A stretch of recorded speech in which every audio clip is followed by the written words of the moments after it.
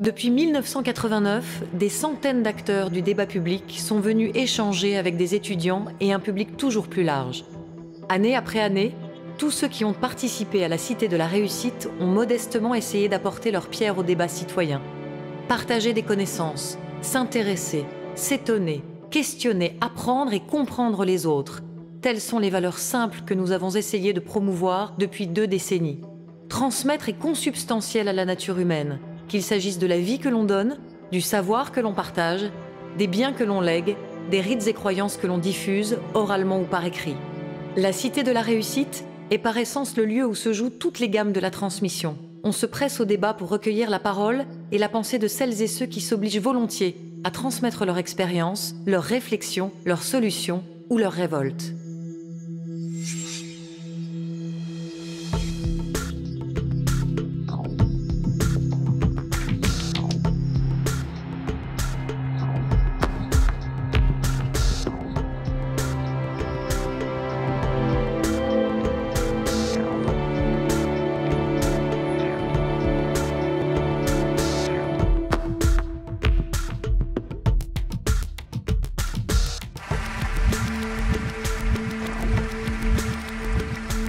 Et bâtir quelque chose ensemble.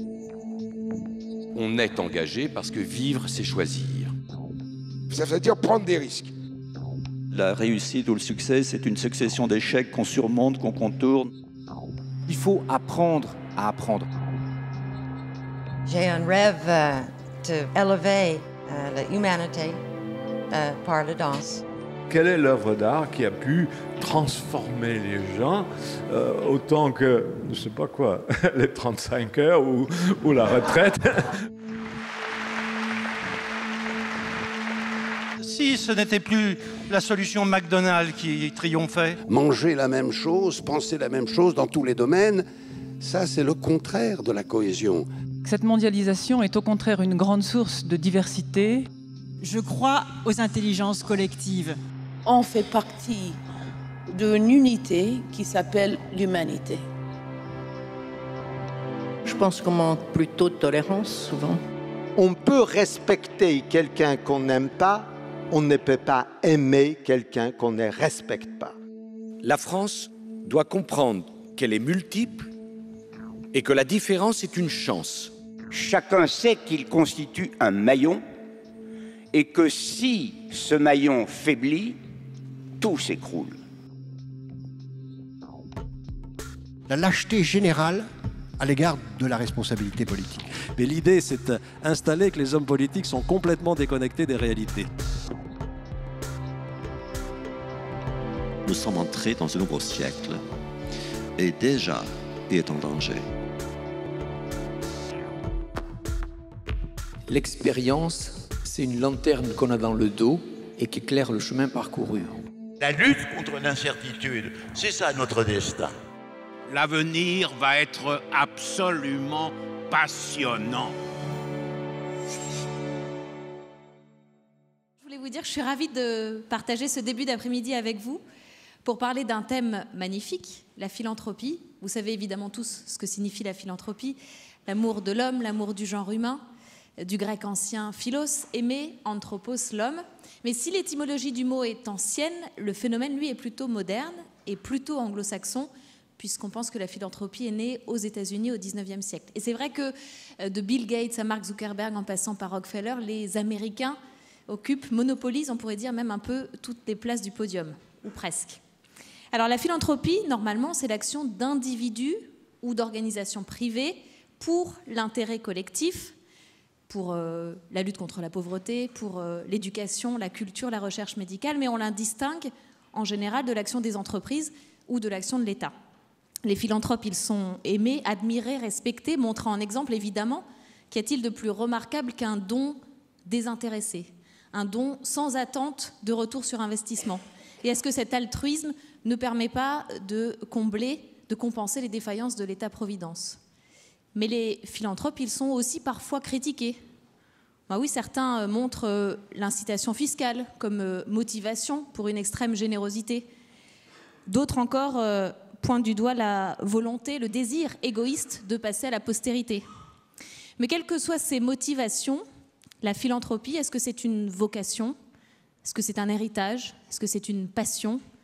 Est-ce qu'elle est innée ou est-ce qu'elle est née d'une prise de conscience? Et puis que cherchent à transmettre les philanthropes? Est-ce que c'est de l'argent, des valeurs, de l'amour? Voilà autant de questions qu'on va pouvoir se poser ensemble cet après-midi. Alors les philanthropes sont américains, vous disais-je, et plutôt, eh bien pourtant, ce sont 4 Français que vous allez rencontrer cet après-midi.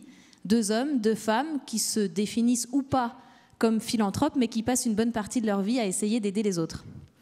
L'auteur américain Ambrose Bierce, à qui on doit le dictionnaire du diable, entre autres, définit le philanthrope comme un riche et généralement chauve, vieux, gentleman, qui se contraint à garder le sourire tandis que sa conscience lui fait les poches. Vous allez voir, c'est pas du tout à ça que ressemblent nos 4 intervenants que j'appelle tout de suite. Donc maintenant, vous pouvez venir. Dominique Herriard-Dubreuil, qui est administratrice.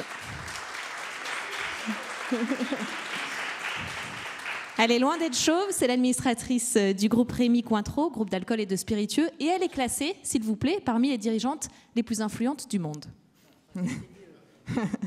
Patricia Youngsing, qui est fondatrice de la fondation Terra Symbiosis. Alors, vous êtes là. Et votre fondation Terra Symbiosis, grâce à un capital familial, essaie de replacer la nature au centre du développement humain. Vous allez nous en parler. Geoffroy Roux de Bézieux, vice-président du MEDEF.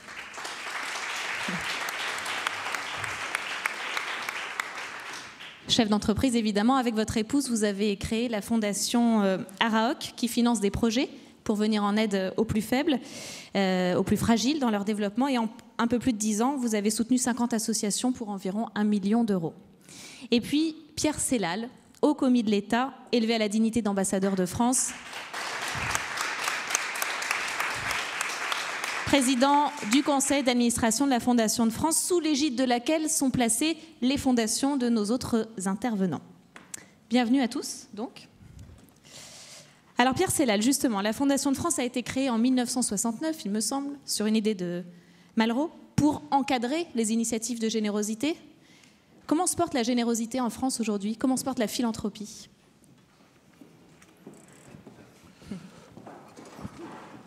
Bonjour à tous. Par rapport au portrait que vous avez tracé, j'ai une calvitie commençante. Donc au moins un des adjectifs, un des qualificatifs du philanthrope que vous avez évoqué pourrait me correspondre. Vous l'avez dit, je préside la Fondation de France depuis quelques mois et vous en avez rappelé l'origine. Dans les années 60, la philanthropie était peut-être une idée neuve en France, alors que ne l'était pas en Europe et dans le monde.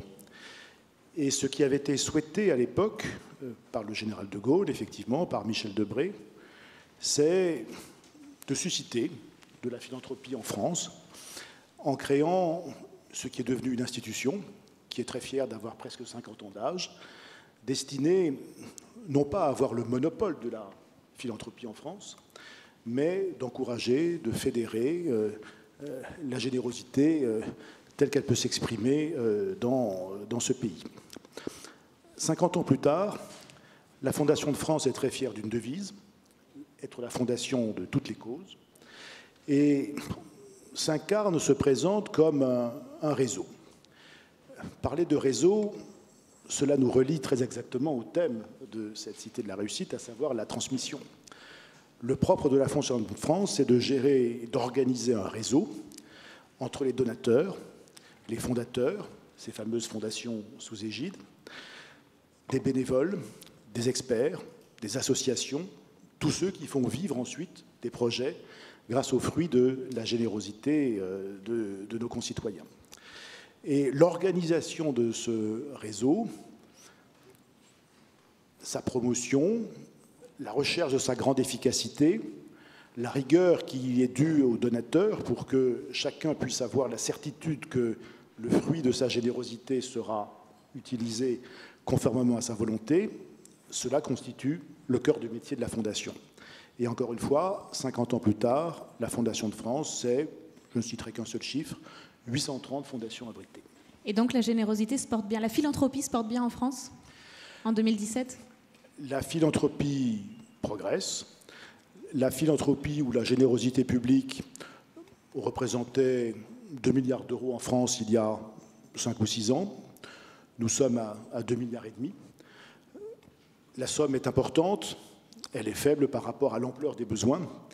Et surtout, il faut analyser en fonction de ce que doit faire la philanthropie, ce qu'elle peut faire par rapport à l'extrême diversité des besoins, des attentes, des domaines, qu'ils soient couverts par une action de l'État ou pas. Et je pense qu'un des thèmes que nous aurons l'occasion de discuter pendant ce débat, c'est l'articulation entre ce que peut et doit faire l'État et ce qui est le propre de la philanthropie. On va y revenir, en effet, c'est un sujet important. Patricia Youngsing, la transmission, vous êtes tombée dedans, la philanthropie, vous êtes tombée dedans finalement quand vous étiez petite en fait. Bonjour à tous.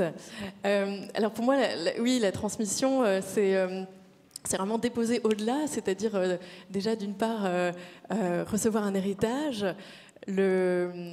l'enrichir après progressivement avec ses expériences personnelles et puis le transmettre aussi à son tour. Et donc, évidemment, il y avait un héritage au départ, c'est-à-dire de certaines valeurs. Je pense de mon père, l'amour de la nature, aussi une certaine nature passionnée. Et puis aussi de ma mère, un optimisme, une vision vraiment positive de la vie et un vrai allant. Et donc c'est vrai que la nature a joué pour moi un rôle vraiment constructeur, enfin voilà, un rôle fondamental dans ma construction personnelle. Voilà, j'ai passé beaucoup de temps à jouer, rêver, m'y réfugier. Et c'est qu'après que ça s'est mué en volonté de la défendre, de la protéger. Et après, j'ai enrichi cette transmission initiale par mes propres expériences, par l'envie de travailler dans des ONG qui m'a donné plus de connaissances du monde associatif, qui m'a permis aussi d'avoir les outils pour m'occuper d'une fondation, la reprise d'une ferme familiale que j'ai convertie en agriculture biologique, qui m'a donné la connaissance aussi de l'agriculture, de la forêt et de l'écologie, et bien sûr le capital, donc les moyens, parce que sans capital, on ne peut pas créer de fondation. Donc ce capital qui a permis de créer la fondation Terra Symbiosis, est issu de la vente d'une société de supermarchés en Alsace dans les années 90. Et donc j'ai décidé d'en mettre à contribution une partie pour des projets environnementaux dans lesquels il y a une dimension vraiment sociale et puis économiquement viable. Voilà. Oui, justement, ce capital familial, vous en avez hérité assez jeune. Ça vous a donné une responsabilité, c'est ça qui vous a poussé à vouloir transmettre, à être philanthrope, ou vous étiez déjà philanthrope depuis toute petite? Oui, je pense que j'avais un certain goût de l'autre, mais c'est vrai que le fait d'avoir reçu ce capital à 20 ans, ça m'a donné une envie, une responsabilité, je pense, de la transmission de ces valeurs, de ce capital. Grâce à la Fondation, me permet d'avoir une action directe pour l'intérêt général. Et donc, ce qui était pour moi très important, c'était de transmettre de soutenir, de financer et de mettre en lumière vraiment des solutions positives, optimistes, efficaces. Et donc, nous, on a choisi l'agriculture écologique qui nous semblait à la fois créer de l'emploi, protéger les sols, la biodiversité, la terre, et puis nourrir bien sainement en plus. Donc c'était un fil rouge vraiment assez riche, et donc on a choisi cette thématique-là à la Fondation. Donc voilà, je ne sais pas si vous voulez que je détaille des projets, mais par exemple... Si vous avez un exemple, par exemple, à nous donner. Alors, à Paris, par exemple, on soutient une association qui s'appelle le Paysan Urbain.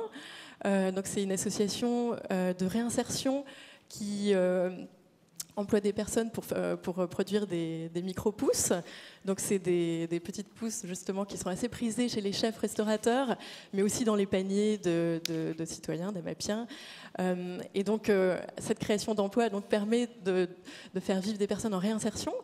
Et en parallèle, ils ont créé un jardin autour donc un jardin participatif et pour sensibiliser justement à l'agroécologie. Donc ça, c'est à Romainville. Et puis plus loin de nous, en Inde, on soutient aussi une association qui s'appelle SOL, qui forme des agriculteurs à l'agroécologie.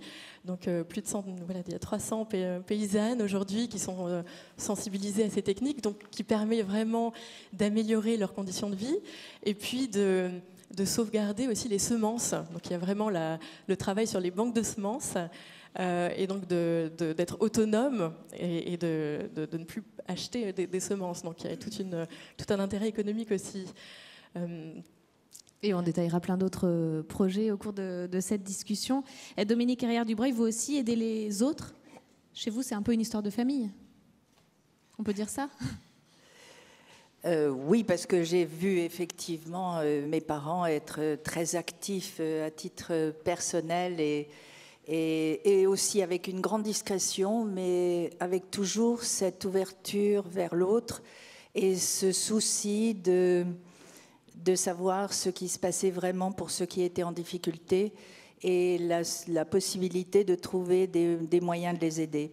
Mais toujours dans une très très grande discrétion. Je crois que la chose essentielle pour pouvoir transmettre l'envie d'aider, c'est de pouvoir très très vite donner à ses enfants, enfin encore quand ils sont jeunes, le sens de ce qui se passe à l'extérieur d'un cocon familial préservé et de pouvoir les ouvrir aux autres parce que, après tout, la philanthropie ou la générosité, c'est d'abord d'être ouvert sur les autres. Et puis qu'en plus, quand on veut faire quelque chose pour aider, on ne le fait jamais tout seul. Et alors, vous venez de mettre en place une fondation au sein de votre société, au sein du groupe, pour soutenir quoi précisément ? Alors oui, effectivement, nous venons de créer une fondation d'entreprise dont l'objet est de contribuer à la transmission et au développement des savoir-faire dont la pérennité est en jeu. On s'adresse plutôt à des artisans d'exception, mais notre volonté, c'est vraiment de les aider à se faire mieux connaître, le cas échéant, à rayonner à l'étranger parce que nous avons l'habitude d'être à l'étranger en tout cas, et puis aussi surtout de les aider à trouver leurs successeurs et à former des élèves. Mais nous sommes au démarrage. Et alors, je rappelais tout à l'heure que vous avez été classée comme une des dirigeantes les plus influentes du monde. Au-delà du sourire, est-ce que pour vous, la philanthropie, c'est aussi une forme d'influence ? Est-ce que c'est un pouvoir, en quelque sorte ? Un pouvoir peut-être quand on a commencé une action généreuse, le pouvoir de fédérer autour de soi ceux qui vont pouvoir multiplier l'effet de ce que l'on a entrepris. Mais c'est certainement pas un pouvoir pour soi. Et c'est d'abord un engagement, je dirais. C'est un engagement, c'est la volonté de partager, c'est l'énergie de partager, c'est l'audace aussi. Et c'est surtout la capacité de fédérer autour de soi. Alors, Geoffroy Roux de Bézieux, vous n'êtes pas là en tant que vice-président du MEDEF. Vous êtes là en tant que celui qui a créé, il y a un peu plus de 10 ans, la fondation Araoc. En fait, dès votre première affaire, vous avez eu envie de mettre un peu de l'argent que vous gagnez pour aider les autres ? Bonjour à tous. Moi, j'ai eu la chance de créer une entreprise très jeune. Je n'avais pas 30 ans et de la revendre encore assez jeune puisque je devais avoir l'âge du président de la République. Donc, quand vous trouvez avec une forte somme d'argent à cet âge-là, bon, d'abord, on commence par payer quelques impôts. Hein. Quand même dans un pays où on en paye quelques-uns. Après, peut-être choquer les uns les autres, mais je me suis acheté une belle maison en Bretagne, enfin un fort que j'ai restauré.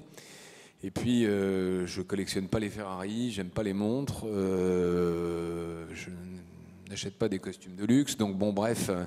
Vous saviez pas quoi en faire, quoi, finalement. Non, je n'avais pas ça comme ça. Mais enfin, bon, moi, je suis pas un grand dépensier, donc on s'est réunis avec mon épouse, qui en plus venait de changer de métier, et on s'est dit qu'est-ce qu'on fait.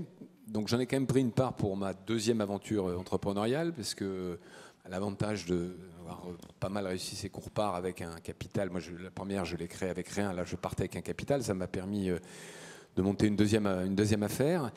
Et on s'est dit, on va créer cette fondation. Donc on a créé une fondation sous l'égide de la Fondation de France qui s'appelle Araok. Araok en breton, c'est le nom d'une maison familiale, ça veut dire en avant. Et on s'est réunis, alors nos enfants étaient petits à l'époque, donc ils n'ont pas trop participé à la discussion pour être très honnête, mais on s'est dit qu'est-ce qu'on va faire ?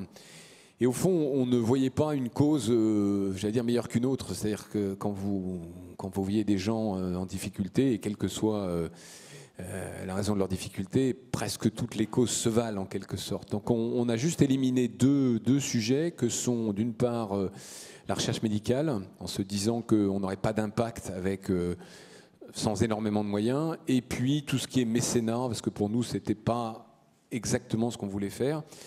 Et donc on a créé une fondation avec un objet social, alors je me souviens plus ce qu'on a mis à l'époque, mais le plus large possible, de façon à pouvoir intégrer toutes sortes de causes. Et au fond, depuis un peu plus de 10 ans, on a soutenu effectivement une 50aine d'associations très diverses.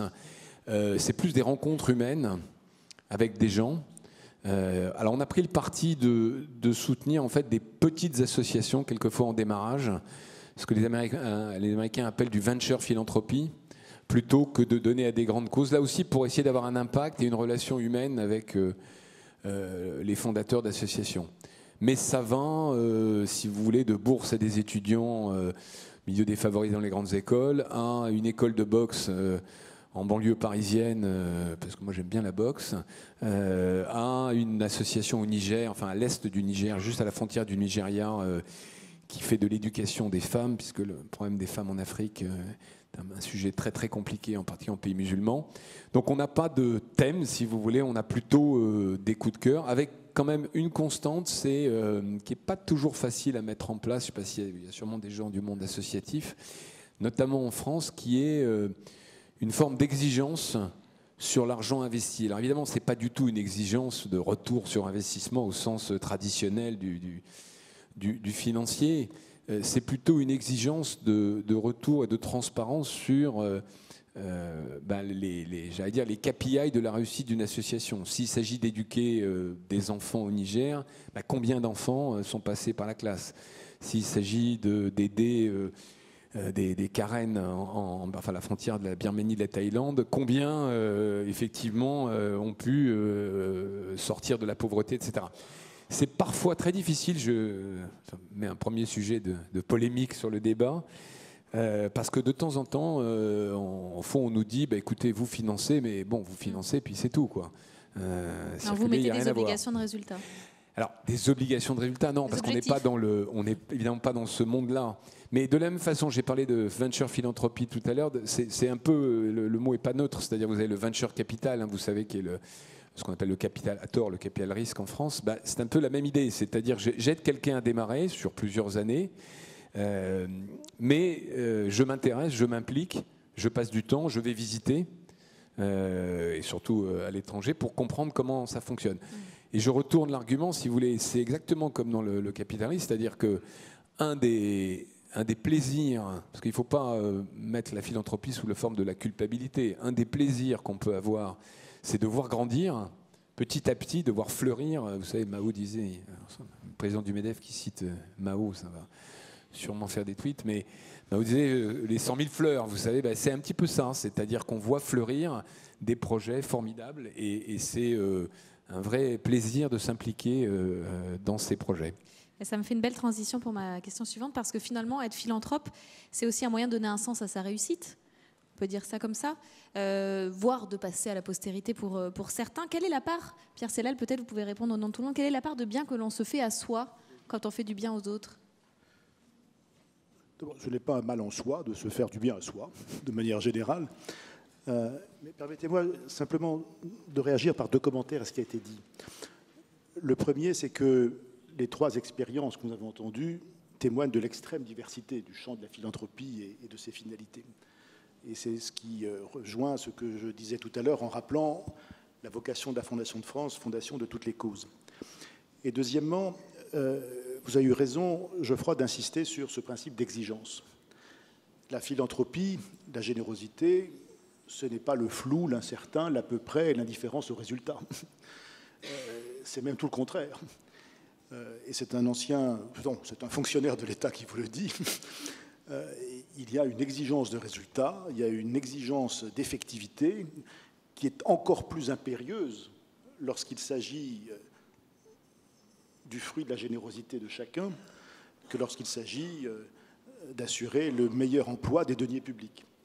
Et je crois qu'il est très important de bien souligner cette exigence d'effectivité et de résultat, et ça suppose beaucoup d'expertise. La philanthropie est un domaine qui passe aujourd'hui par beaucoup d'expertise, le plus souvent apportée par des bénévoles, qui constituent le cœur de la force de travail de la Fondation de France, mais je crois que cette exigence de résultat et d'effectivité est extrêmement importante.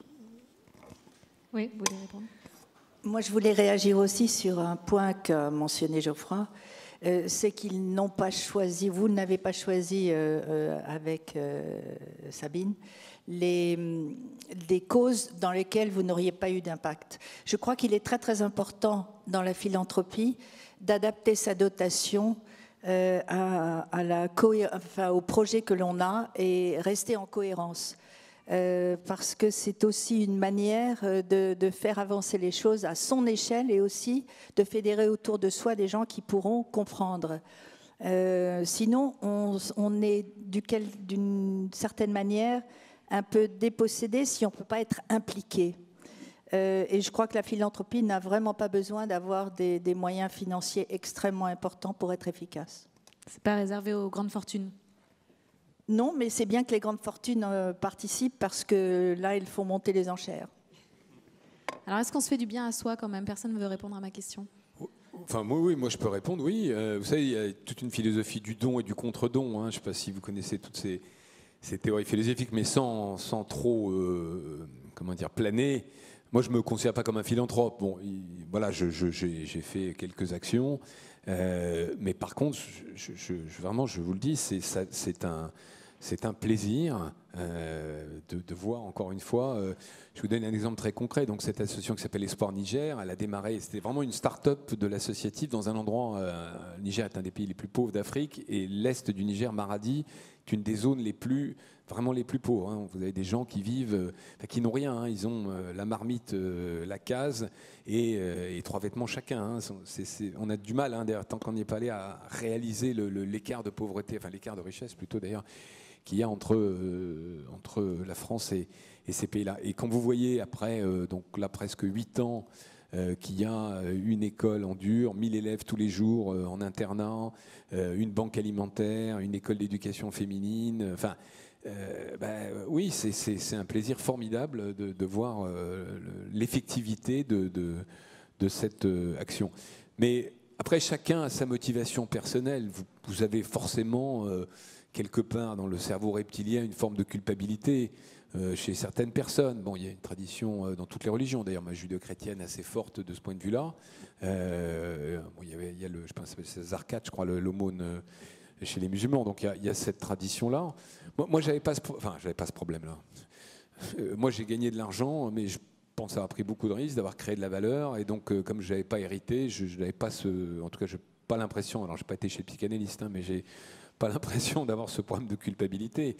Mais il faut. Moi, j'essaye de passer ce message parce que je vois beaucoup dans la génération des entrepreneurs de la tech, du digital, il y a peu de gens qui ont eu cette démarche. Et je le regrette. Donc, j'essaye de faire du prosélytisme. Oui, du prosélytisme auprès de mes pairs à IRS.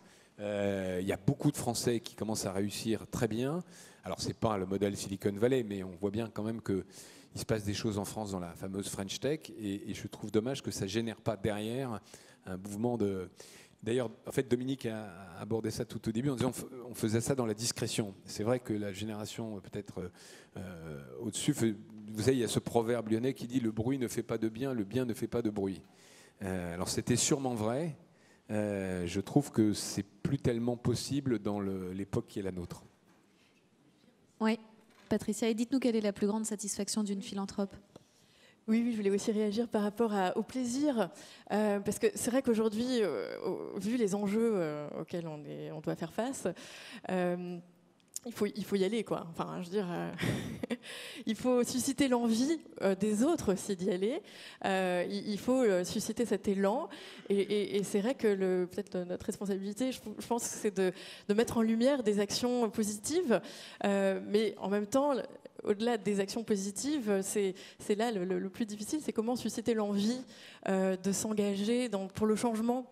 Parce que les solutions, on les connaît finalement, c'est plutôt comment on change. Et c'est pour ça que nous, de notre côté, depuis 2 ans, on a ouvert un axe dans la Fondation autour de l'enfance et la nature, de relier, de favoriser des expériences positives dans la nature, donc apprendre à aimer en fait déjà la nature. Et c'est vrai que si on l'aime, on fait le pari qu'après on va changer de comportement et on va la défendre et voilà. Mais pour parler du plaisir, donc il y a déjà l'envie d'aller dans cet élan, et puis c'est ça qui nourrit la passion, c'est de voir des projets justement, comme vous le disiez, qui fonctionnent, qui marchent, qui sont efficaces, de voir chez nous des agriculteurs qui commencent à s'en sortir, qui deviennent de plus en plus autonomes, des enfants qui s'ouvrent, qui développent ce lien sensible avec le vivant. Donc ça inspire, et il y a toutes ces actions aussi, ces inspirateurs de terrain qui sont extrêmement importants et qui montrent la voie, qui nous guident aussi. Donc voilà, oui, c'est aussi pour moi un grand plaisir. Alors, des étudiants ont préparé ce débat. Je vais leur passer la main. Ils ont plusieurs questions à vous poser. Je vous en prie. Bonjour à tous. En tant qu'étudiant en diplôme universitaire de préparation à l'ENA, j'ai une question qui vous est tout particulièrement adressée, Monsieur Sellal. Dans cette conférence, on parle de passion, de la transmission. Et dès lors qu'on connaît les avantages fiscaux, vous avez parlé de ce que peut faire et de ce que fait l'État en lien avec la philanthropie. Une déduction de 66% des dons sur l'impôt sur les sociétés. Est-ce que vous pensez que le terme de passion est vraiment valable lorsque l'on parle de philanthropie en lien avec les actions de l'État? Déduction de l'impôt sur le revenu, vous voulez dire?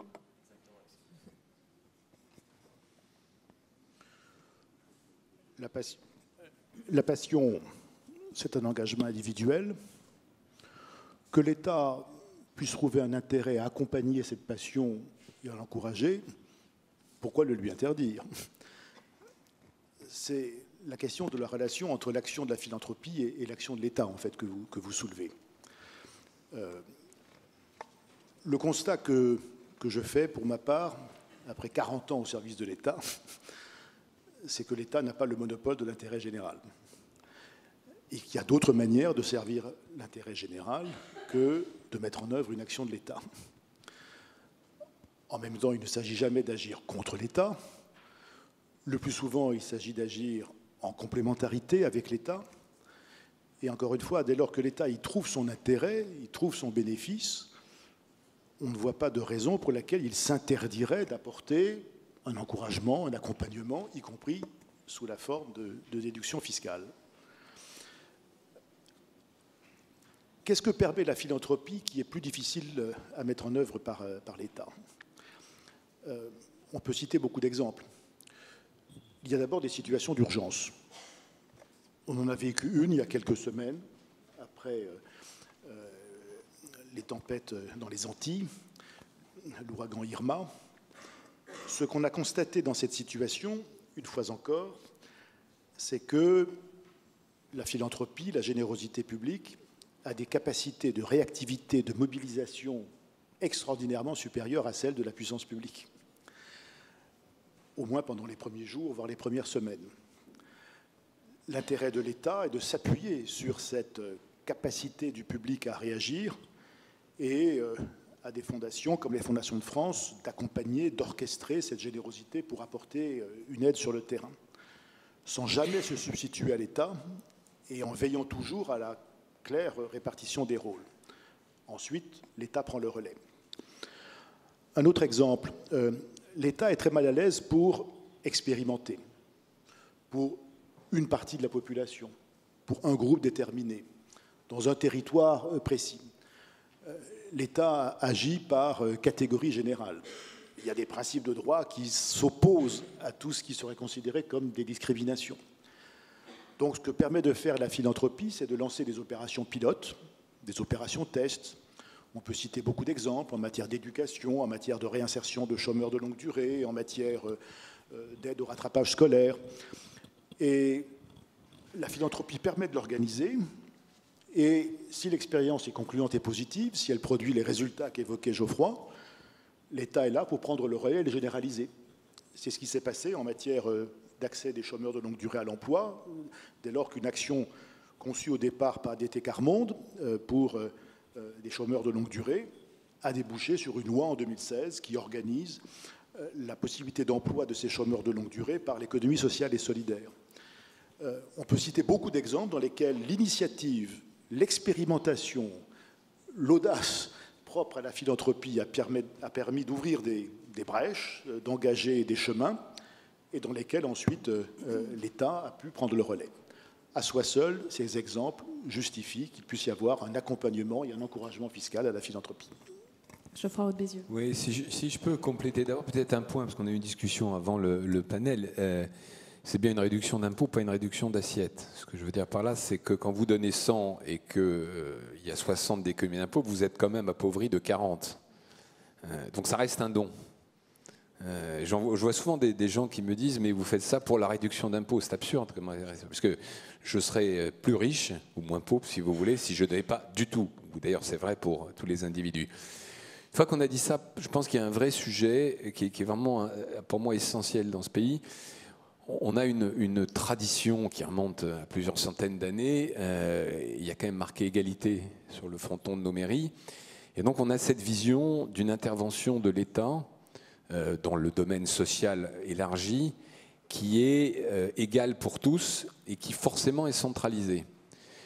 C'est pour ça qu'on dépense 57% de notre richesse dans la dépense publique. Mais en face de nous, on a un monde qui se fragmente. Les carrières se fragmentent, les trajectoires personnelles se fragmentent, les activités économiques se fragmentent. Et entre les deux, on voit bien que ça marche de moins en moins. Et le monde associatif, qui est financé par la philanthropie, est un monde, comme c'est un monde de petites structures, c'est un monde beaucoup plus rapide. La comparaison, c'est exactement ce qui se passe dans le monde des entreprises, où les start-up ou les petites entreprises trouvent des créneaux, innovent, créent des modèles que des grands groupes n'arrivent pas à créer parce que simplement, et la science de l'organisation est là pour nous aider, le phénomène de la grande entreprise fait que les décisions remontent lentement, qu'il y a le comité Paul, Pierre ou Jacques qui fait que tout ça n'est pas mis en place. Moi, je l'ai vu fonctionner dans le monde de l'emploi. J'étais vice-président de Pôle emploi pendant un moment. Il faut qu'il y ait un service public de l'emploi. Mais le service public de l'emploi ne répondra jamais à 100% des demandes. Et c'est pour ça qu'il y a plein d'associations, ou d'ailleurs quelquefois d'entreprises, qui complètent cette offre. Il faut que nous, on accepte, enfin nous les Français, qu'on accepte qu'il n'y ait plus de monopole de l'action publique, qui est évidemment un socle, parce que c'est le fondement de la démocratie, qu'il y a mutualisation, mais que le complément soit fait par des acteurs privés, qui soient d'ailleurs for profit ou associatifs en fonction des sujets. Et pour aller plus loin, Dominique Carrère-Dubreuil, est-ce qu'on peut considérer qu'il faut arrêter d'attendre de l'État qu'il aide les plus faibles et que c'est à la société civile de prendre le relais aujourd'hui ? Je crois qu'il faut les deux, parce qu'il y a des structures dont on peut avoir besoin. Dans les territoires, elles existent déjà, et on se rend bien compte que l'initiative individuelle ne peut pas pallier tous les manques. Mais par contre, la réactivité de l'initiative individuelle, la capacité de fédérer autour de soi un certain nombre de gens qui vont prendre le relais, je crois que ça, c'est une chose essentielle. Et on a besoin des deux. Et comme il y aura de moins en moins au niveau de l'État, il faut absolument que l'initiative individuelle puisse grandir.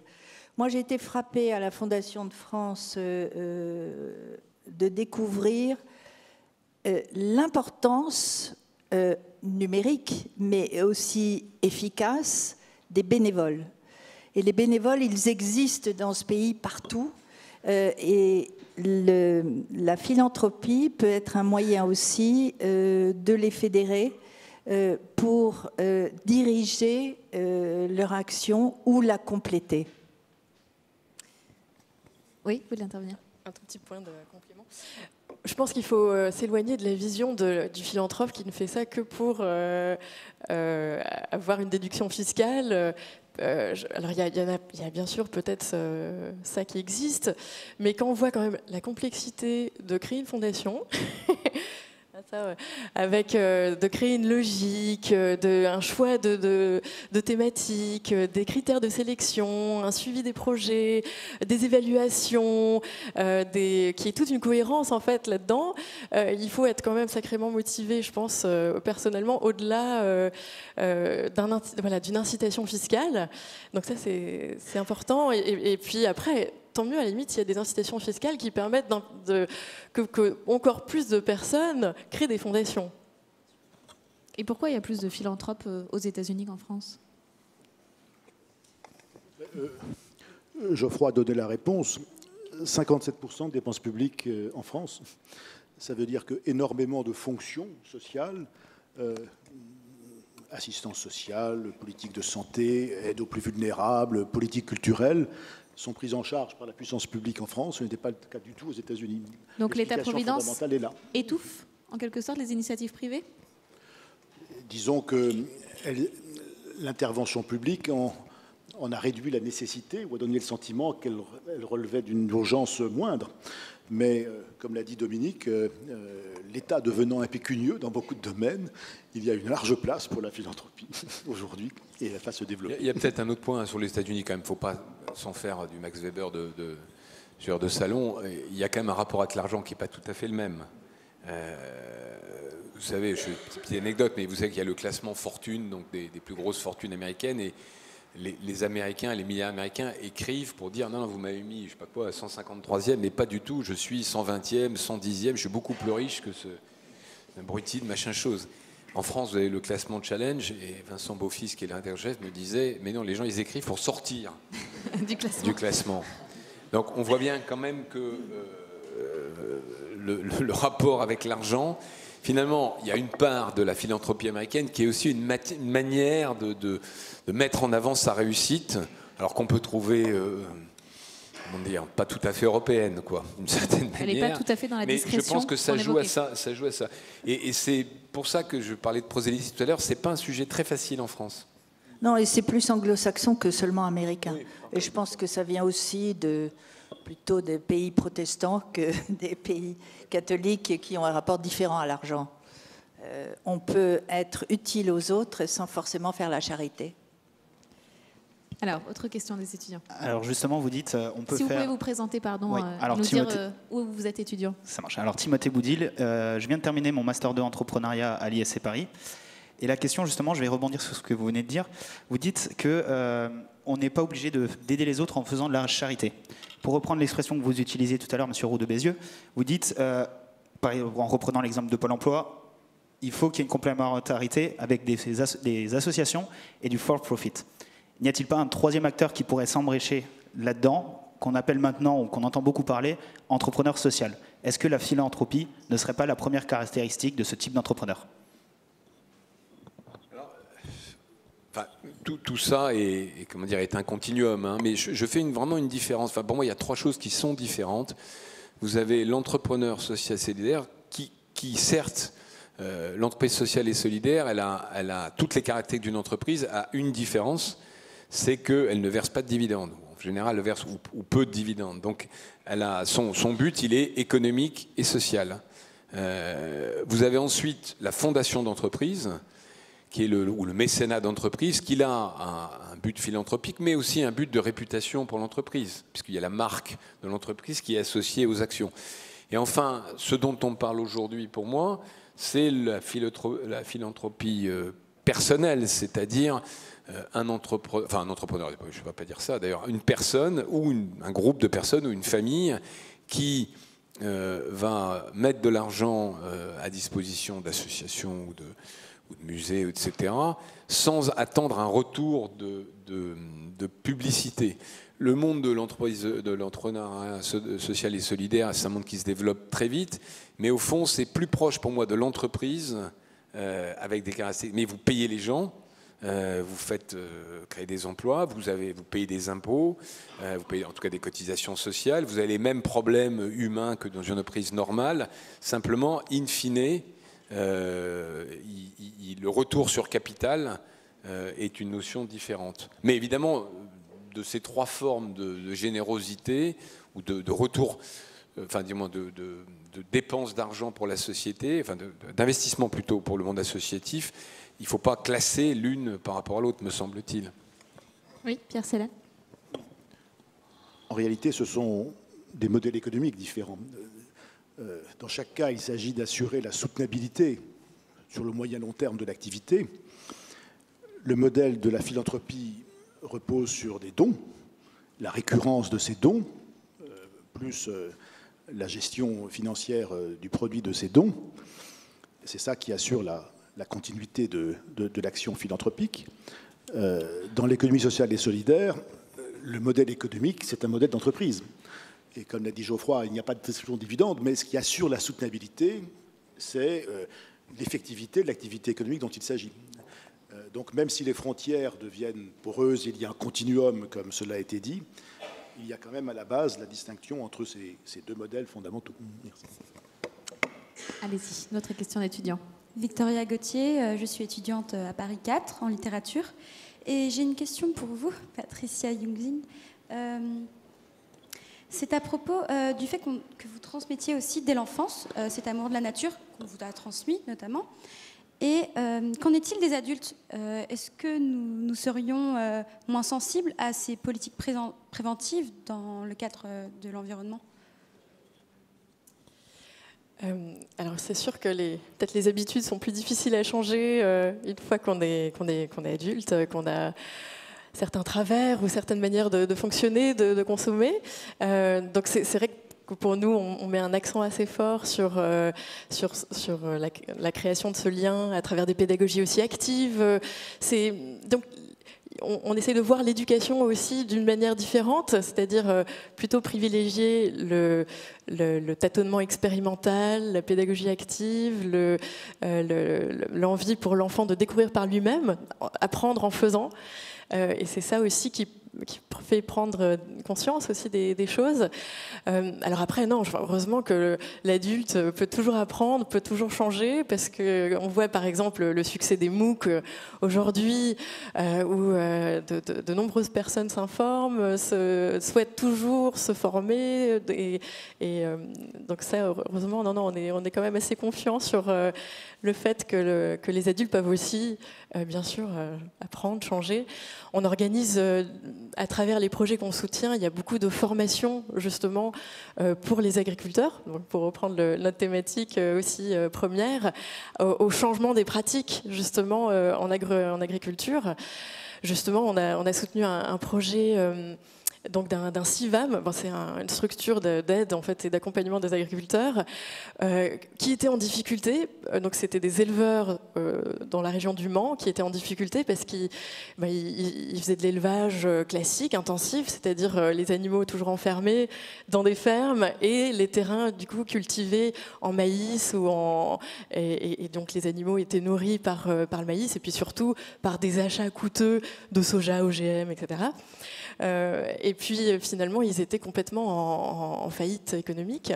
Et donc le projet a été de les former pour aller vers d'autres pratiques plus agroécologiques, justement, et de ressortir les animaux dans les champs, et donc de manger de l'herbe. Voilà, de manger de l'herbe et puis au lieu d'importer et d'acheter des compléments alimentaires coûteux, ça a permis en fait de rétablir l'économie de la ferme. Donc ils ont produit moins, mais ils ont dépensé beaucoup moins. Et donc au bout du compte, ils ont pu s'en sortir.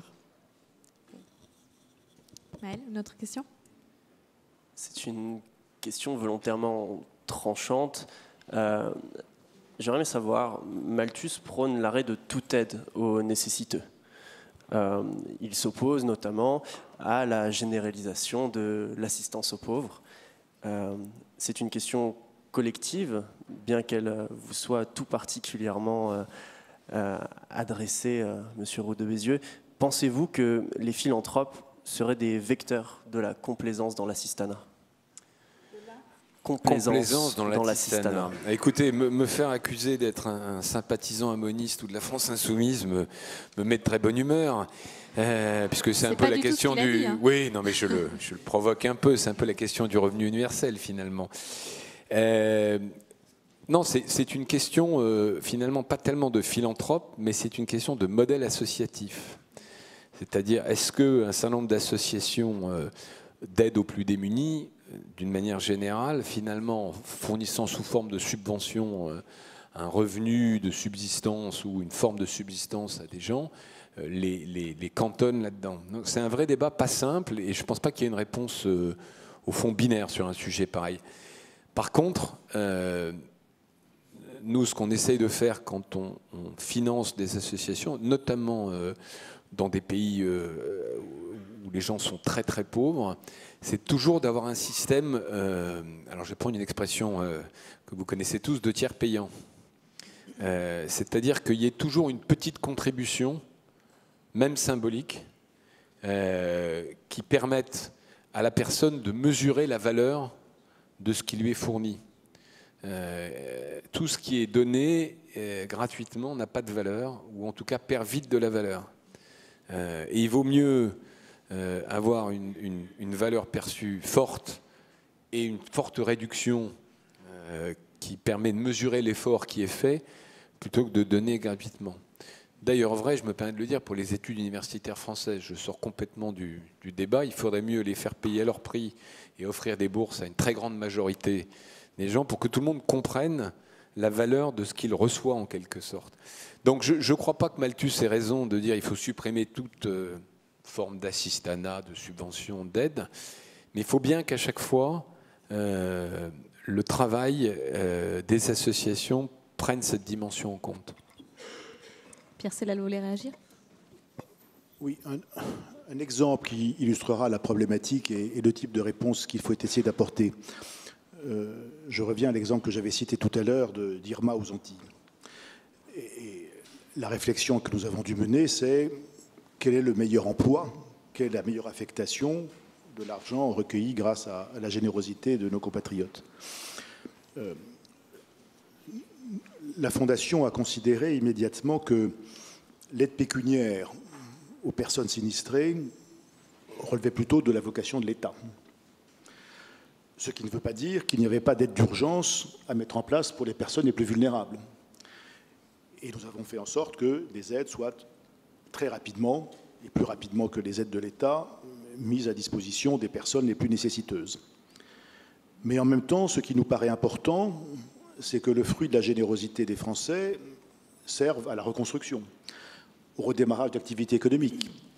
Et donc nous avons délibérément limité la part des dons reçus qui seraient destinés à l'aide d'urgence aux personnes les plus nécessiteuses ou les plus vulnérables pour pouvoir accompagner le plus efficacement possible le redémarrage de l'économie et de l'activité.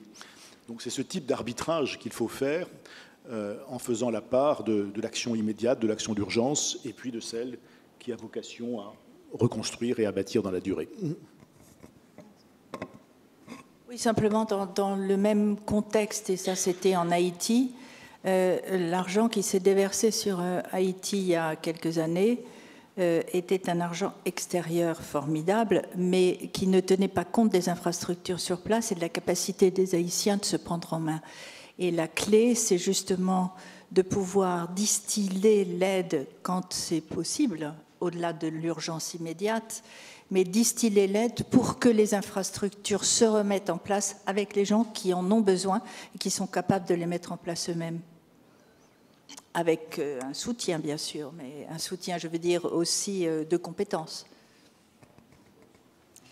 Timothée. Alors, Madame Herriard-Durbreuil, vous êtes membre de la très prestigieuse WCD, donc un réseau qui lutte pour accroître la représentation des femmes dans le conseil d'administration. Pour résumer la question qu'on avait formulée à la base, est-ce que la représentation et l'égalité femmes-hommes est-elle respectée dans le milieu de la philanthropie? Est-ce qu'on est à un niveau égal entre hommes et femmes? Je ne sais pas, mais pour ceux qui ont assisté ce matin au débat qui était sur le thème de la générosité, et la générosité est-elle transmissible, vous aviez là des femmes totalement passionnées et particulièrement efficaces. Et je pense que les femmes le sont en général, et que dans ce cas-là, il n'y a pas aucun problème d'inégalité. Ce qui compte, c'est la valeur de l'engagement, la volonté de cet engagement et la volonté de mettre autour de soi des gens qui vont continuer, pérenniser, élargir cet engagement. J'ai fait hier un micro-sondage de certains participants à des débats, dont je vois quelques-uns ici, en leur demandant s'ils étaient des philanthropes. Il se trouve que c'était des hommes, mais ça fait rien. Et le mot, en tant que tel, ils n'y avaient jamais réfléchi parce qu'ils n'ont pas envie d'être qualifiés. Ce dont ils m'ont parlé tous, et c'est absolument valable aussi, hommes ou femmes, c'est la dimension de leur engagement. Mais ce qui est bien avec le mot philanthrope, c'est qu'il marche au masculin comme au féminin. Pour une fois, on n'a pas besoin de changer d'écriture. Patricia, vous voulez réagir ? La philanthropie féminine ou masculine? Oui. Ah, mais alors là, je crois qu'il n'y a pas trop de problème de parité dans le monde le monde associatif ou le monde philanthropique. Il y a en effet beaucoup de femmes représentées, que ce soit dans la création de fondations ou surtout dans les salariés, enfin dans les gens qui travaillent au sein des fondations. C'est sûr on retrouve énormément de femmes. Donc je pense que c'est moins un combat là. Oui. C'est moins un combat dans ce domaine-là. On va prendre une question d'étudiant et puis ensuite vous avez la parole, bien sûr, si vous voulez poser des questions, réagir, intervenir. Vous levez la main, je vous passe la parole. Victoria. J'étais d'ailleurs au débat sur la générosité ce matin, encore en tant que panéliste. Et justement, c'est un mot qui est vraiment ressorti, philanthropie, vraiment en lien avec la générosité. Et on est là aussi pour parler de la transmission. Donc en mélangeant vraiment ces termes, je me demande si... il y a comment transmettre cet amour du genre humain, comment transmettre la philanthropie en fait, par votre action et même par ce que vous représentez et ce que vous êtes à tous, parce que vous êtes tous philanthropes. Par le prosélytisme, nous a déjà répondu Geoffroy Roux de Bézieux. Par exemple, comment vous transmettez votre philanthropie ? Et est-ce que vous vous sentez philanthrope? D'ailleurs, vous avez fait ce sondage vous-même, mais est-ce que vous-même vous dites philanthrope? Ah non, je vous ai dit que je ne me sentais pas philanthrope parce que je pense que si on veut se coller une étiquette, il faut avoir une réalisation concrète à démontrer. Et aujourd'hui, j'en ai pas encore, mais dans quelques années, vous allez voir. C'est en train de se mettre en place au niveau, en tout cas, de la fondation d'entreprise dont je vous parlais tout à l'heure.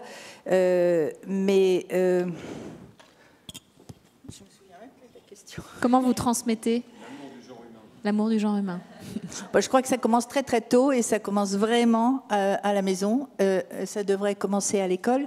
J'entendais ce matin parler d'initiatives au niveau des écoles pour que l'ouverture au monde extérieur se fasse très très tôt, qu'il y ait des échanges, que l'on comprenne ce qui se passe dans d'autres mondes auxquels on n'est pas confronté.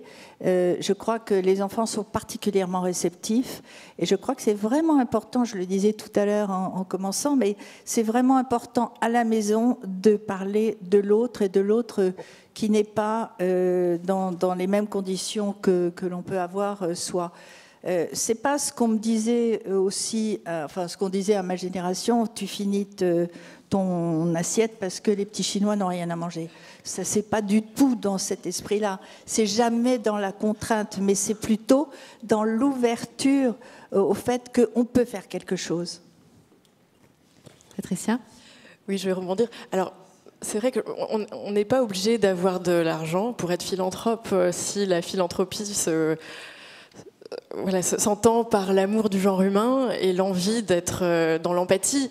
D'ailleurs, on n'est pas obligé d'avoir beaucoup d'argent pour faire une action efficace ou d'être tout simplement bien avec l'autre, dans son quotidien, dans son environnement. C'est deux choses différentes. En fait, tout le monde peut être philanthrope en souriant à son voisin, en étant dans une empathie du quotidien, en étant bien avec les autres, dans sa famille, avec ses enfants, et transmettre bien sûr ces valeurs à ses enfants aussi. Donc c'est une action en fait très intime et très personnelle et donc voilà, ça c'est et tout le monde peut avoir cette action là dans son quotidien et dans sa vie. Donc oui, je pense que ça c'est très important parce que plein de gens se disent ah ben non, moi je peux pas, j'ai pas reçu d'argent donc on peut être très efficace avec peu de moyens. Voilà. Pierre Célène. Oui, pour moi aussi, la philanthropie, c'est d'abord la curiosité, le goût, l'attention pour autre chose que soi. Les autres, les enjeux collectifs, les problèmes collectifs. Et la manifestation ensuite de philanthropie peut être très diverse. Donner de son temps, donner de son attention, faire partager son expérience, son savoir-faire, ou donner effectivement de l'argent. Et toutes ces formes de philanthropie sont égales en dignité. Ensuite, la question que vous suggérez, et ça rejoint d'ailleurs une des premières questions qui a été posée, c'est est-ce que la philanthropie gagne à être valorisée soit sous une forme d'un soutien de l'État, soit sous d'autres formes. Pour ma part, je ne ressens vraiment aucune gêne à considérer qu'une entreprise peut juger valorisante pour elle-même, pour son image sociale, le fait d'être philanthrope et d'être généreuse. Il y va souvent de son intérêt direct, à savoir comprendre que contribuer au bon fonctionnement d'une société apaisée, c'est son intérêt économique le plus profond, mais ça peut être aussi plus direct, plus explicite, lorsque une entreprise voit son image valorisée par l'effort qu'elle a pu mener par rapport à telle situation qui interpelle ses concitoyens ou ses compatriotes. Donc, évitons de considérer que la philanthropie n'est pure que lorsqu'elle est totalement gratuite. Je crois que ce serait réduire la portée, l'ambition et l'effectivité de la philanthropie que d'avoir cette image-là. Est-ce qu'il y a des questions dans la salle, des témoignages, des interpellations? Monsieur, on va vous amener un micro. Alors, les deux monsieur, l'un devant l'autre.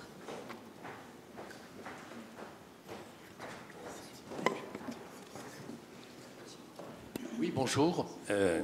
Alain Granger-Cabane, ma question s'adresse à celui ou celle qui voudra bien engager un brin de dialogue sur ce thème. On dit beaucoup, et c'est malheureusement vérifié par de nombreuses études psychologiques ou sociologiques, que la France a une sorte de quasi-record du monde dans ce que Spinoza appelait les passions tristes, que sont l'envie, la jalousie, la colère, la rancœur. Nous sommes un pays, encore une fois, toutes les études du monde, qui cultivons assez bien ce genre de choses. Est-ce que vous ne pensez pas les uns ou les autres que ces passions tristes, encore une fois, que l'envie, la jalousie, la colère, le ressentiment ne sont pas un des freins en France à la philanthropie? Alors, qui veut répondre? Bon, mon cher Alain, je reconnais là tes questions acérées.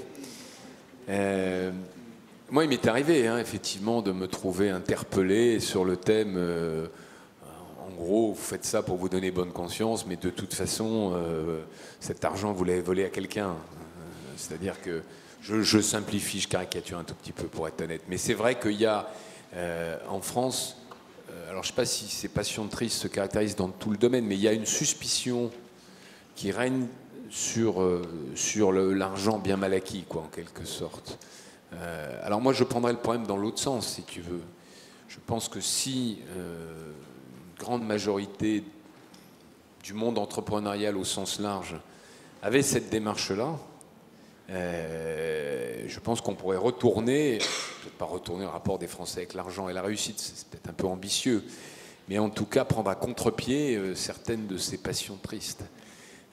Moi, j'ai engagé souvent le dialogue avec... bon, je suis évidemment dans un monde entrepreneurial où je passe pas mal de temps.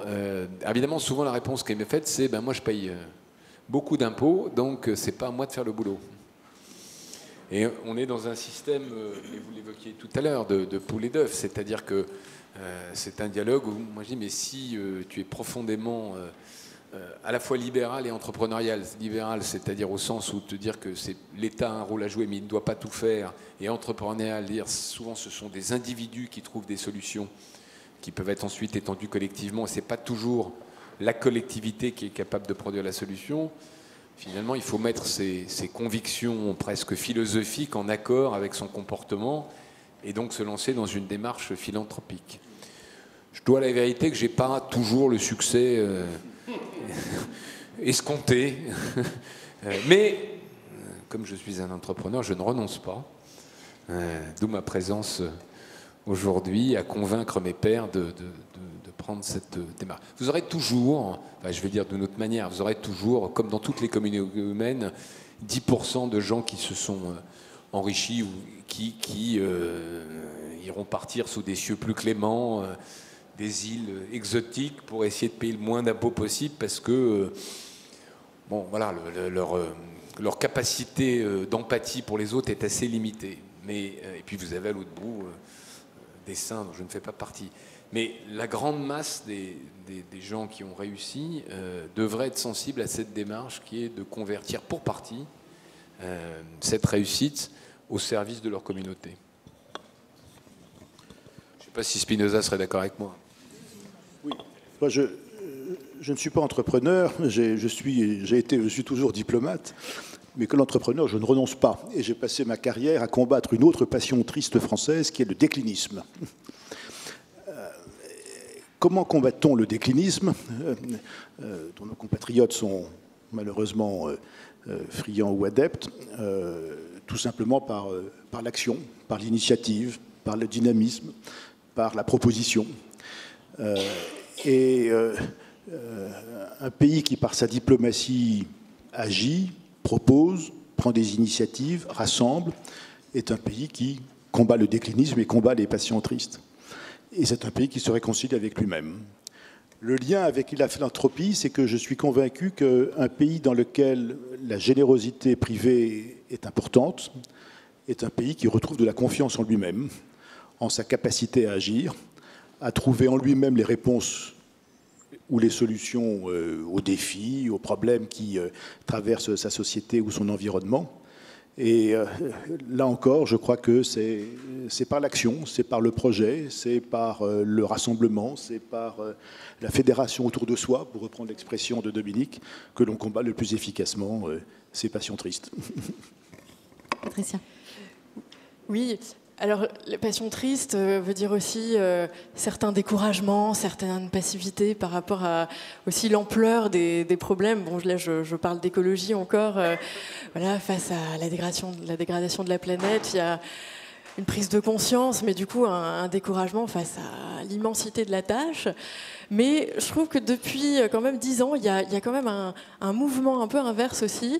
On voit aussi avec le succès, par exemple, du film Demain de l'année dernière, où d'un coup, progressivement, cette prise de conscience aussi fait que les gens ont envie de voir les choses plus positivement, de voir, on montre clairement qu'il y a des solutions qui fonctionnent, qui sont connues, qui sont là. Et quelque part, il n'y a que l'idéalisme aujourd'hui qui peut nous sauver. Et parce que il y a cette envie et cet élan qui sera le seul moteur pour innover et pour aller à contre-courant aujourd'hui. Je crois que quand on est passionné, on s'en fiche un peu des autres qui sont négatifs. Et donc c'est ça qui compte. Et on peut contaminer avec sa passion.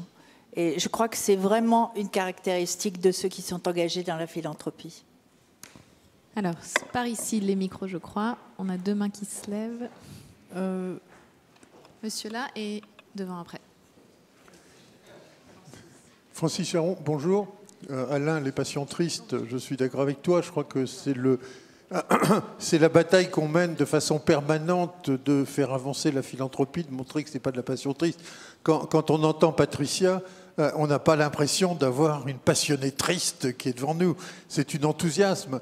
Mais est-ce que justement, quand en France, il y a 12 millions de bénévoles, c'est des gens qui quand même sont engagés de façon absolument extraordinaire, 1/5 de la population à peu près, donc c'est quand même pas rien. Est-ce que c'est pas à vous, les philanthropes, à vous, les gens qui êtes engagés dans des actions, de mobiliser non pas les gens, mais le verbe de ces gens pour faire connaître, mieux connaître, montrer que c'est un engagement et d'arrêter de dire c'est la bataille entre l'État, entre les associations, qui doit faire, qui ne doit pas faire. On n'est plus dans un monde où il y en a chacun fait dans son coin. Les associations travaillent avec les entreprises travaillent avec l'État donne par des moyens divers, des moyens d'accès à faire des choses. Donc est-ce que vous avez la volonté, est-ce que c'est à vous de montrer que vous pouvez engager un mouvement, soit dans vos groupes sociaux, comme dit Geoffroy, toi Dominique, parmi les femmes, chacun dans ses réseaux, disons, montrer que c'est une véritable aventure de passion, de bonheur et d'engagement. Vous ne croyez pas que c'est à vous de faire le boulot, si j'ose dire? Absolument, mais quand on parle, par exemple, d'une fondation d'entreprise, je crois que la clé dans une fondation d'entreprise, c'est d'abord l'engagement des collaborateurs. Parce que c'est comme ça qu'une fondation d'entreprise pourra bouger, c'est comme ça qu'on trouvera les bons thèmes, et c'est comme ça aussi qu'on pourra relayer, pas seulement en moyens financiers, mais également en mécénat de compétences, avec des gens qui s'engagent à leur tour. Donc, mais on est tout à fait d'accord avec toi. Monsieur. Mais, bonjour, Édouard Mondron. Je rebondis sur la question de monsieur. Je ne crois pas en la chance, mais disons, j'ai une opportunité, malgré un décès dans ma famille de mon père, où une entreprise partenaire de la Cité de la Réussite, j'en suis héritier. Donc je suis actionnaire d'une grosse entreprise. Aujourd'hui, j'ai 31 ans. Je me dis, est-ce que je fais ma fondation de mon côté ou est-ce que je m'engage à vos côtés pour y travailler? Aujourd'hui, j'ai lancé un projet dans la production audiovisuelle qui porte les valeurs de la philanthropie, mais il est difficile, j'ai investi un peu d'argent là-bas, mais comment est-ce qu'on s'y retrouve? Est-ce que, justement, parlons-en après, de travailler au niveau de la communication des fondations à travers peut-être la France? Moi, je viens de Belgique, mais en Belgique aussi, la Fondation Roi Baudouin, par exemple, rassemble énormément d'autres fondations, mais plutôt que de faire chacun nos projets de nos côtés, rassemblons-nous. C'est ce que fait la Fondation de France en quelque sorte. Il existe effectivement un réseau de fondations européennes, et vous avez cité la Fondation Roi Baudouin. Il y a une vingtaine de grandes fondations européennes qui sont regroupées dans un réseau. Et un des enjeux de la promotion du développement de la philanthropie en Europe dans les années qui viennent, c'est probablement d'essayer d'aller plus loin dans ce fonctionnement du réseau européen, en termes à la fois de recueil de la ressource d'une manière transfrontière, transnationale, et de conception de projets à mettre en œuvre en commun. De ce point de vue, chacun le sait, la France n'est pas le pays le plus développé en matière de fondations, qu'il s'agisse de fondations d'entreprises ou de fondations indépendantes. D'autres pays, pour des raisons culturelles, historiques, économiques, qu'on a évoquées tout à l'heure, ont une pratique de la fondation plus répandue que la France. Et par ailleurs, on s'aperçoit qu'il y a très peu d'harmonisation aujourd'hui au niveau européen dans le mode d'organisation, le modèle juridique, le mode de financement des fondations. Mais compte tenu des enjeux auxquels s'adresse aujourd'hui la philanthropie, on a évoqué l'environnement, le développement, la situation en Afrique, la transition énergétique, il est clair que ces enjeux appellent une mobilisation et un regroupement, là aussi une fédération des efforts entre fondations européennes, et c'est un des chantiers que nous avons à cœur de mener à bien. Moi, je vous dis, venez à la Fondation de France. Je n'y suis pas, je suis au conseil, mais parce que là, on saura vous conseiller et on pourra vous donner des contacts. Et ce matin aussi, dans ce débat dont je parlais, il y avait Frédéric Bedos qui a créé une ONG qui s'appelle Imagine, dont la volonté est d'inspirer pour agir au travers de l'audiovisuel. Elle réalise des films, et si l'audiovisuel vous intéresse, prenez contact avec elle, elle est vraiment géniale. Alors, tout là-haut, une question. Bonjour. Et ensuite, monsieur. Bonjour, Isabelle Doublenem. Moi, j'ai également la double culture de l'État et du monde associatif. Et je souscris totalement à ce qu'a dit Pierre Sellal sur le monopole de l'intérêt général, qui n'est certes pas un monopole. Merci pour tout ce que vous avez dit en termes d'engagement, de passion, de bénévolat, ce qu'a souligné Francis Charon. Je crois qu'effectivement, la structuration, elle peut venir aussi des fondations et des philanthropes. Une petite question sans aller trop dans le détail et sans parler que du financement. Si vous aviez un vœu à faire, qu'est-ce que vous attendriez de l'État pour vous aider justement à cette structuration d'un monde qui finalement est extrêmement riche? Et j'ajouterais qui supporte beaucoup d'exigences, peut-être quelquefois plus encore dans ce monde associatif qu'on considère quelquefois comme très informel et qui en fait se professionnalise et ne l'est pas du tout. Merci. Alors, Geoffroy Roux de Bézieux, vous êtes désigné volontaire. Bon, vous savez, moi, j'attends pas grand-chose de l'État. Hein. Non, mais c'est une... Pardon, je vous dis ça sans provocation, mais c'est une question tellement française que j'ai envie de vous dire... moi, j'attends pas de l'État, j'attends l'État qui fasse un écosystème stable dans lequel je puisse alors entreprendre d'un côté et investir dans le monde associatif de l'autre. Après ça, ça n'est plus le rôle de l'État, c'est le rôle des différents opérateurs, les uns et les autres. Mais c'est peut-être un travers français, enfin je vous dis ça sans... Comment dire, hein, je vous taquine en disant ça, que de se dire, bon, on a un problème, qu'est-ce qu'on peut demander à l'État ? D'abord, à mon avis, c'est un peu la fin... C'est la fin d'un cycle, hein, de ce point de vue-là, parce que... on voit bien quand même que, simplement en termes financiers, équilibre budgétaire, on arrive au bout d'une période. Donc de toute façon, j'allais dire, quel que soit le gouvernement, les dépenses publiques vont devoir baisser pour simplement des raisons de dette et d'équilibre budgétaire.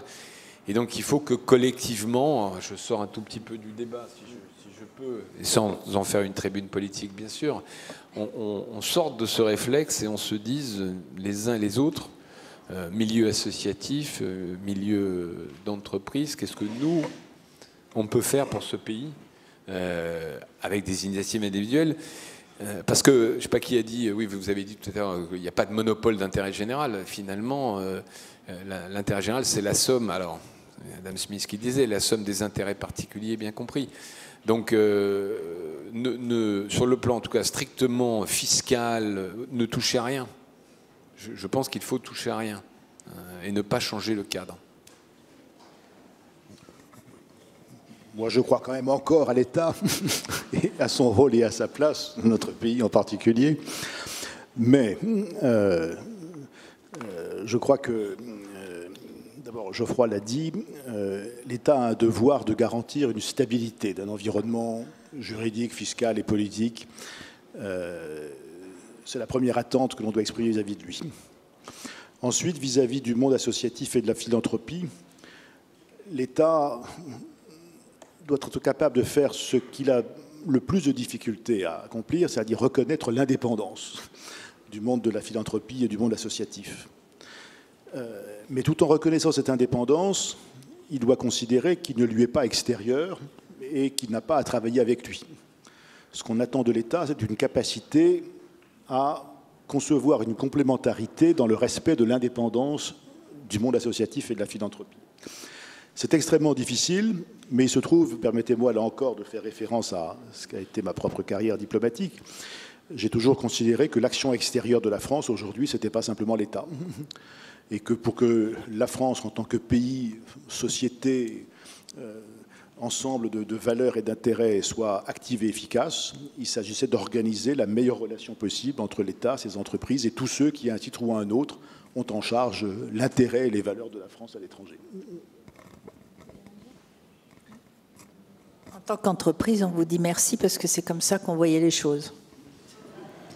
Alors, le temps que le micro arrive à monsieur qui lève la main, vous vouliez intervenir ? Vous avez soulevé un thème, monsieur Roux de Bézieux, l'absence de hiérarchie des causes. Il y a une matière qui, néanmoins, est revenue dans toutes vos présentations, c'est celle de l'éducation, parce que c'est la transmission.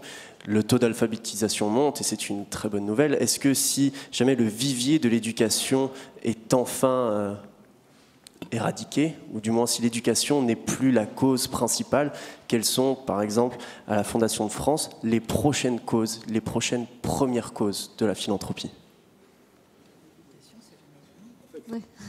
L'éducation est totalement transversale en réalité.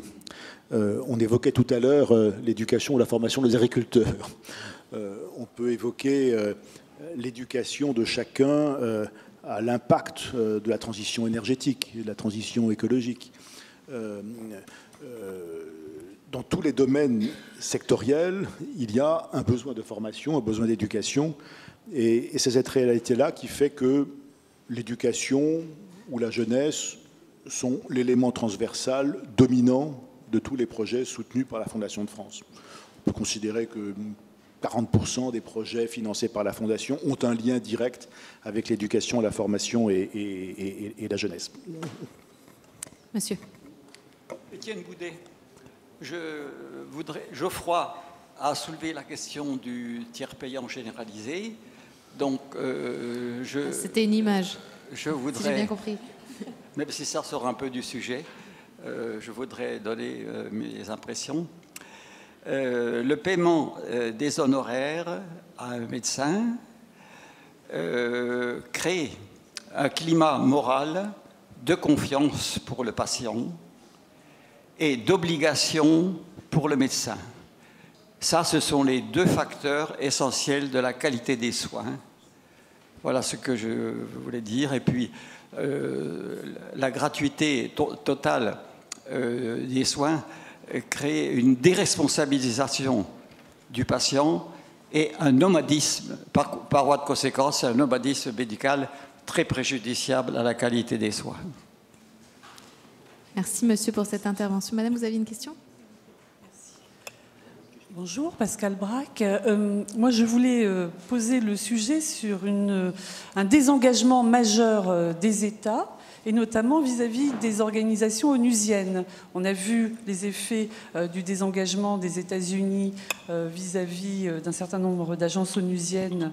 Et donc, de plus en plus, les agences onusiennes sont amenées à faire appel à la société civile, au financement privé.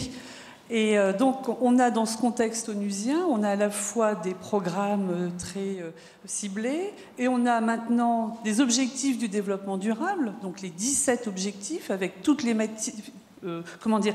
thématiques possibles dans ce registre-là. Donc, je voulais savoir quelle vision vous aviez de ce multilatéralisme, en quelque sorte, de potentiel de la philanthropie. Puisque c'est un champ nouveau. On crée également d'ailleurs de nouveaux types d'outils financiers qui sont juste avant la philanthropie et évidemment un petit peu connectés avec l'investissement financier pur pour faire venir sur ces financements de montants colossaux, avec des objectifs colossaux aussi, dans le cas des objectifs du développement durable. Donc je voulais un peu avoir votre vision de ces sujets-là, de ces approches-là, on dira onusiennes pour faire le plus large possible. Si j'ai bien compris, ou en tout cas l'interprétation que je peux avoir dans un premier temps, c'est que les 17 sujets dont vous parlez, pour moi, ce sont des sujets RSE, plus que philanthropie. Et donc, ce sont des sujets que l'on peut choisir. On peut choisir ceux qui vous correspondent.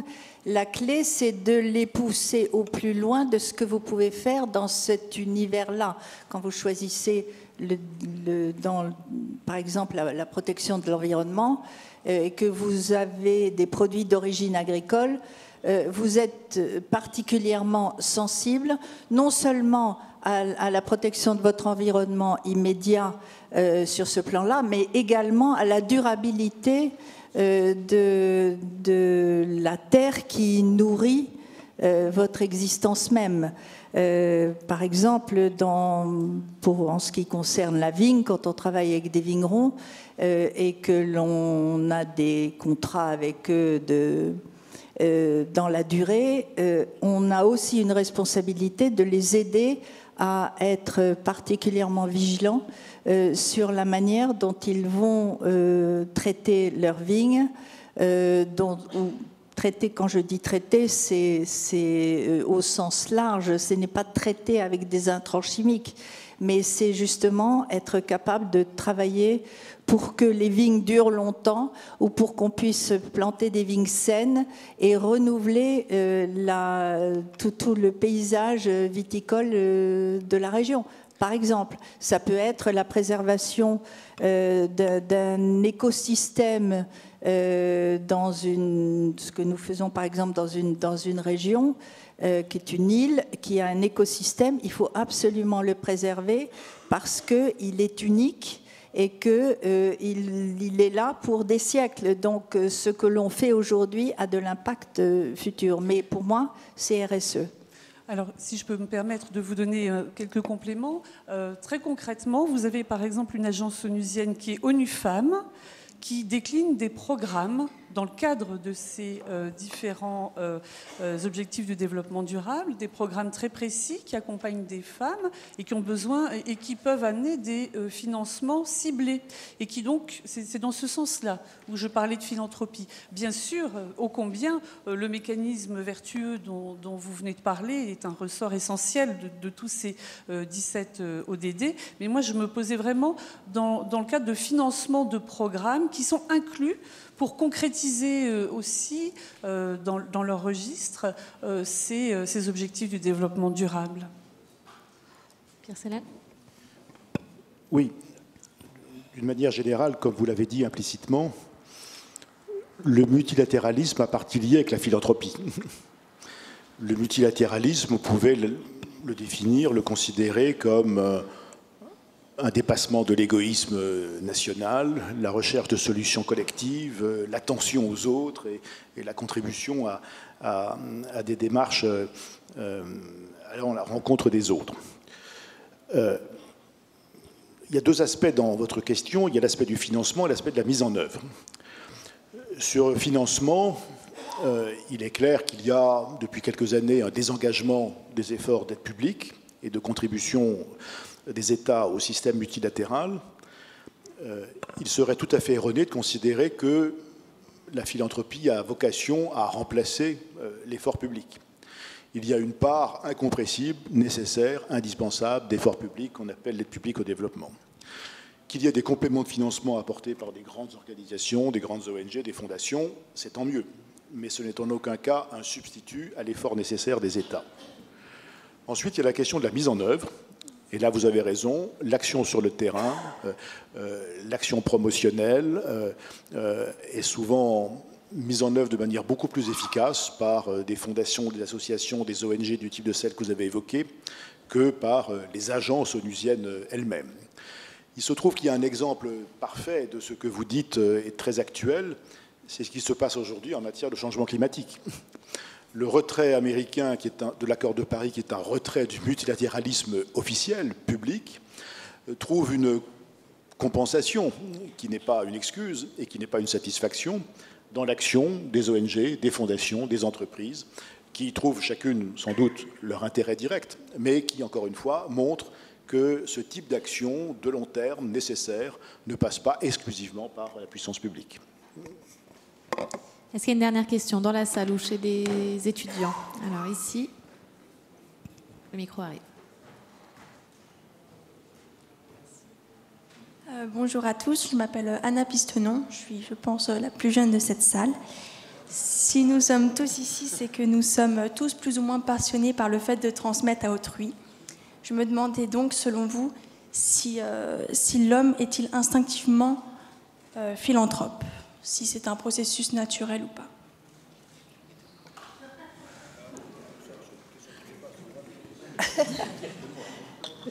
Je ne sais pas, mais instinctivement, pourquoi pas? La question, c'est qu'il faut éviter tout ce qui vient polluer cet instinct, si l'on veut continuer, ou en tout cas le retrouver un peu plus tard. Et on peut avoir à ce moment-là des incitations. Et je crois beaucoup, moi, à la contamination des gens qui ont quelque chose à vous transmettre, qui vont vous alerter et qui vont vous donner envie d'aller un peu plus loin. Mais probablement que l'instinct existe au départ parce que quelque chose ne va pas. Quand on est petit, on essaye de sauver la petite bête qui va se faire écraser, etc. Et ça continue après. Moi, j'allais dire, je vais faire une réponse un peu moins rousseauiste que Dominique. Et en paraphrasant Simone de Beauvoir, j'ai envie de vous dire, on ne naît pas philanthrope, on le devient. Parce que finalement... Bien sûr qu'on a tous une part de nous qui est profondément généreuse, mais c'est aussi un raisonnement, j'allais dire presque cartésien, qui consiste à dire, au fond, à la fois pour une forme de satisfaction personnelle et pour le bien-être de ceux qui m'entourent, et donc pour ma propre satisfaction, se tourner vers les autres d'une manière ou d'une autre constitue un élément d'équilibre. Donc il peut y avoir, il y a, comme je dis, il y a toujours 5% de sains en toute population normalement constituée, mais le reste, pas totalement naturellement sain. Donc par construction, par intérêt, par un mélange des deux, on le devient. Ah, un dernier mot, Patricia. Alors, quand les scientifiques nous disent quand même aujourd'hui que le sentiment d'empathie existe très jeune, déjà bébé. Ils ont fait des expériences pour montrer que l'enfant, spontanément, si un autre enfant pleure, il va vers lui, il essaye de l'apaiser, etc. Et puis on voit de manière quand même plus globale aussi qu'aujourd'hui, il y a de plus en plus de scientifiques qui montrent que c'est par les principes de coopération, par exemple dans la nature, que le monde arrive à un équilibre. C'est plus finalement la coopération que les processus de conflit qui sont dominants. Et donc ça, je pense qu'aujourd'hui, il y a une sorte de changement de paradigme aussi là-dessus. Moi, je reste plutôt très positive. Pierre Célène. Quel que soit l'inné, aidons et convainquons le plus grand nombre à devenir philanthrope. Voilà, c'est une belle conclusion. Contaminons, faisons du prosélytisme. Merci et bravo à nos 4 philanthropes. Merci à vous.